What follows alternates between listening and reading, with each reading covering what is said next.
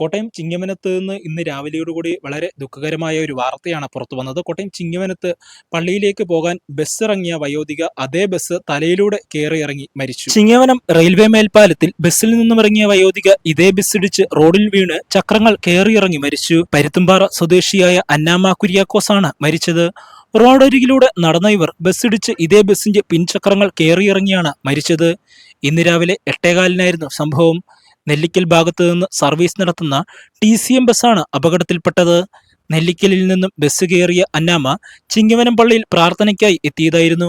Chingavanam മേൽപ്പാലത്തിൽ bus ഇറങ്ങിയ ഇവർ മുന്നോട്ട് നടക്കുകയായിരുന്നു. ഇതിനിടെയാണ് ബസ് മുന്നോട്ടെടുത്തതും ഇവരെ ഇടിച്ചു വീഴ്ത്തിയതും. തുടർന്ന് ഇവരുടെ ശരീരത്തിലൂടെ വാഹനം കയറിയിറങ്ങി. തൽക്ഷണം മരണം സംഭവിച്ചു. ഓടിക്കൂടിയ നാട്ടുകാർ വിവരം ചിങ്ങവനം പോലീസിൽ അറിയിച്ചു. മൃതദേഹം കോട്ടയം മെഡിക്കൽ കോളേജ് ആശുപത്രിയിലെ മോർച്ചറിയിൽ സൂക്ഷിച്ചിരിക്കുകയാണ്. ഇവരുടെ ശവസംസ്കാര ചടങ്ങുകൾ നാളെ നടക്കും.